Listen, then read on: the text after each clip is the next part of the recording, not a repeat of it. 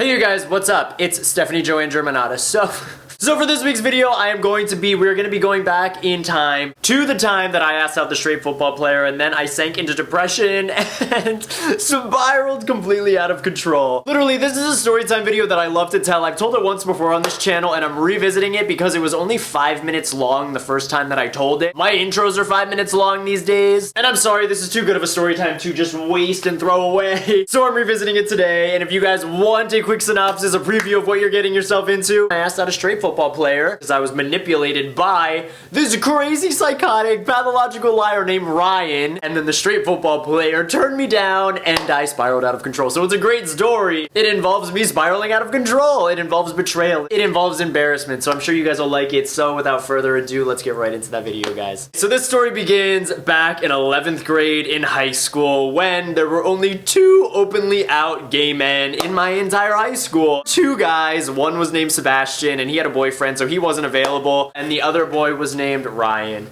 Ryan was a boy who murdered his cat. I'm just gonna say it. I'm just gonna put it out there. He murdered his cat. That's all you need to know about Ryan. That paints the perfect picture of who Ryan was. All throughout 11th grade, I was looking for a boy to date, and there were none. Ryan was the only available boy because God up there was looking out for me. God loves me. I normally set my standards slightly above boys who murder innocent animals in their free time, but clearly, since I had one option back in high school, I couldn't afford the luxury of having standards in general. I had to overlook the fact that this boy, murdered his cat, whatever, that's just, a little issue. It happens a lot, I guess. Oops, murdered my cat, what can you do, whatever. So, I decided to pursue Ryan, and let me just say, I tried so fucking hard to like that Ryan kid, but I just couldn't, and he was really cute, he was really attractive, but it's hard to overlook the fact that somebody murdered their family pet by throwing it across the room in anger. That's a difficult thing for me to get past, but I tried. So I would hang out with Ryan all the time, and I remember distinctly one day, and this is where the story truly begins. This is where I slowly sink into insanity and then I fall into a pit of depression. Ryan was talking to me on the phone one night, and that was the night he revealed to me there was a closeted gay football player at our school. A closeted gay football player. All that I needed to hear was gay football player at our school in the same sentence, and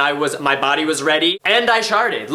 I sharded so much, exploding out of my ass, that I buried Pompeii for a fucking second time. So there I was, fantasizing about it already, fantasizing about making out with this boy beneath the bleachers, at homecoming, in the car, on my fucking homophobic aunt's bed. And for the longest time, Ryan would not tell me this damn boy's name, and then eventually I got it out of him, and I will call this boy Alan. Ooh, Alan. Immediately when I heard the name Alan, I was like, that's a fucking familiar name, this boy must be popular. And I rushed to Facebook and I was like, Alan. When I realized who Alan truly was, strap me down, strap me in, keep all arms and legs in the vehicle. My body fully ready. I was Ariel on that rock. My body is ready. And me and that boy had never talked. We never crossed paths. We weren't even friends on Facebook. But in that moment, I had promised myself at one point throughout high school, I was gonna run this tongue across his sweaty abs, caress his sweaty abdomen with the left tongue of mine. And I was probably gonna burn it because it's so fucking hot. So Alan was fucking perfect, and I was finally happy that I had another option apart from Ryan, cat murdering, probably dresses as his dead mom. And in the following months, I became a fucking detective, a spy. I became a fucking sleuth. Descending from ceiling tiles, looking through my binoculars, spying on Alan. I spied on Alan from afar for a good like 3 months. And this is where I know this isn't like haha hilarious funny story time Jack, but seriously at this point in my life I also was struggling a little bit because I felt so lonely in high school, and I think that's a big issue for gay guys in high school is they feel super lonely and they feel super isolated. So I was really struggling with that. I don't like talking about depression. I don't like bringing it up because sometimes I feel like I have no right to talk about it. At the end of the day, depression is depression, and sometimes it just comes. But I was at a really low point in my life. I was set up on a blind date with somebody from a different school, and it went terribly. I had nothing in common, and I had gotten my hopes up so high. And I remember at this point I was also paying closer attention to what people were saying saying about Alan throughout the school, and a lot of people were making fun of him, saying he had gay tendencies, saying he acted a little bit more effeminate than his friends who are like these butch football players. And I remember one day, since I am shallow as fuck, and every day during second period I would go to the bathroom to check my hair, I remember one day while I was on my way to the bathroom, I passed Alan in the hall and we were alone, and I remember I looked at him and I knew so much about him and he knew nothing about me. And keeping in mind all the rumors that I heard about him, I remember thinking to myself, like, what if this boy is just as lonely as I am? And I felt bad for him in that moment. I really did. Because at the end of the day, I know me and I'm a strong person, and I'm not saying I'm super strong, but to a certain extent, I can handle being lonely. To a degree. But I didn't know if he could. I can handle bullying and being made fun of. I don't know if he could handle it. I didn't know what was going on behind the scenes with him, and I felt bad for him. And all of this makes me sound like I actually have a heart and soul. I'll never admit to this again. But in that moment, I decided that I was gonna message him. And yeah, part of it was like, oh my god, I'm gonna message the gay football player. Maybe he'll be in love with me. But I would not be able to live with myself knowing that somebody was super fucking lonely in high school, and I did nothing to remedy the situation because I was a fucking scaredy cat. So I went home that day and I decided to message this boy. At this point, I wasn't friends with Ryan anymore because he outed me to like 5 fucking people, and I was like, fucking lick my shaft. I went home and I wrote out literally 45 messages. 45 different fucking Facebook messages. All of them were cheesy, all of them were dumb, and I kept deleting them and rewriting them. Eventually I settled on one message, and the message simply said, hey, my friend told me about you. If you ever need anyone to talk to, I'm here. And I remember I stared at that Facebook message for a good fucking, like, I swear to God, for a good hour. Too afraid to click send because honestly, I was out to like 1 or 2 people. I was not out to the football team. I wasn't out to the school, and I remember this kid was popular, and what if he told his friends about me? Or what if he was gay and he didn't like me? But eventually, after like 45 minutes, I clicked send, and I wanted to shit. I wanted to shit when it sent. I was so nervous, so I was like, you know what? For my sanity, I need to log off. I gave it about an hour, and I went back on. I logged back onto Facebook, and Alan was online. And when I saw that green dot, I was like, fuck. Why do I have no message from him? Why didn't he respond to this message? I am dead. I am done. My life is over. So I told myself, I have to follow up with this. I have to send him a new message. So I followed up and I was like, sorry if that was weird. If that was weird. Like, there was a chance that it wasn't. Sorry if that was weird. Just wanted to reach out. If you ever want to talk or hang out sometime, I'd like that. And that was when he fucking responded. I thought the first message was a joke. Oh, haha. Yeah, a joke. Is this microphone on? Welcome to Comedy Hour, everyone. Please enjoy the show. It wasn't a fucking joke, you dumb fool. That wasn't a joke. I was looking out for you. I was looking out for me too, but I was looking out for you. We were rooting for you. We were rooting for you. We were all rooting for you. No, but seriously, I followed up and I was like, haha, no, your friend told me that you were gay. And he responds, who did? Who did? Question mark. Neither confirming or denying. I was like, Ryan. Throwing him right under the fucking bus. I will throw him under 10 buses. He's a psycho. So I was like, Ryan. And he responds, wow. Just wow. Nothing else. Again, neither confirming or denying. So I was like, so are you gay? ... Question mark. Please, Jesus, let him be gay. Or at least bisexual, or at least bi-curious or something. And he responds, not at all.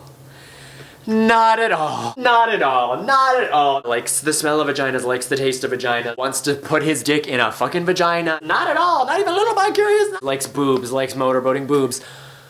Not at all. Not at all. In that moment, my heart broke. Do you know what rhymes with heart? Chart. So fast coming out of my ass. Move over, Yellowstone National Park geysers. In that moment, I fucking died. I died. My soul left my body, floated up into the sky. Up there, I saw the ghost of Christmas fucking past. I sharded so fast, so forceful, so long. They tried putting out fires with me. A bunch of beavers formed outside of my ass to build a dam. Charts. Get me a casket, open it, I'll climb inside, throw me in the damn crematorium. I am gone, I am dead, I am buried. Bye.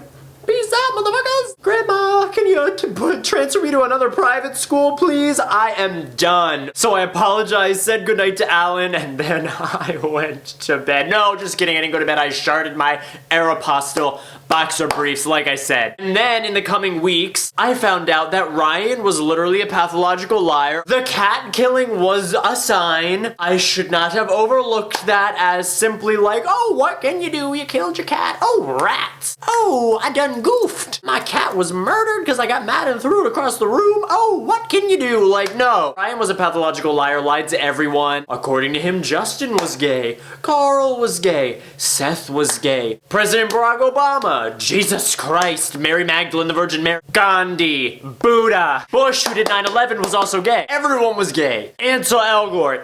And I have story times about fucking Ryan. So weird. If you want story times, let me know. Ugh, and I had to go to school the following day and I was petrified. I was petrified that Alan was gonna tell everyone and I was gonna be outed and I wanted to skip school, but I'm not good enough of an actor. Just kidding. Now I'm the next Meryl Streep. But at the time, I wasn't a good enough actor to fake being sick, so I had to go. And I remember I opened those doors in high school waiting to be a hit with a wave of homophobia. And I had the most awkward experiences with Alan moving forward. Alan was everywhere. He was in my lunch that semester, of fucking course. He sat directly at the table across from me and I couldn't help but be like, all day, every day, just like, staring into his beautiful eyes. What do you want from me? Every single time I was in the lunch line, Alan would be there and I would forget how to function and I would like spill things all over myself. Like I would spill croutons all over the floor while trying to make my salad because like I was trying to do it sexily and I'd be like, oh yes, go on croutons. Oh, this ranch dressing needs to be shook all over my chest.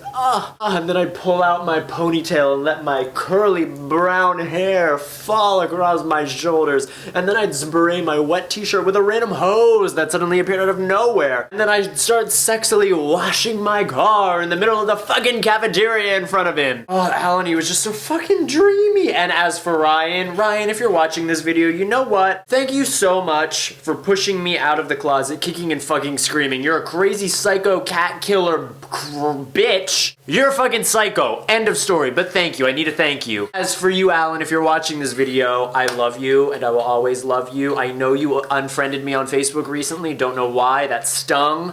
But I love you. Anyway, guys, that's all for the story about the time I asked out the straight football player. Thank you guys so much for watching. Comment below with your thoughts. If you want another story time video from me, I will link below the time that I sexted Disneyland's actual Prince Charming, but I fucked it up because I'm a drunken idiot and it was a disaster and a nightmare. So if you want that story time video, the link to that will be in the description box below. I will also link below last week's skip video where I make a sex tape and talk about a $500 sex toy that I own. Because clearly all that I do these days is take off my clothes on the internet for ad revenue. It's great. You guys should try it sometime. But that is also linked below. Thank you guys so much for watching this video. Give it the thumbs up if you like it. Comment below with your thoughts. Make sure you follow me on Twitter at officialjackm, Instagram at jmerridew, my Snapchat at jmerridew as well. I'm running out of breath. Thank you guys so much for watching, and I'll see you guys next time. Bye, guys.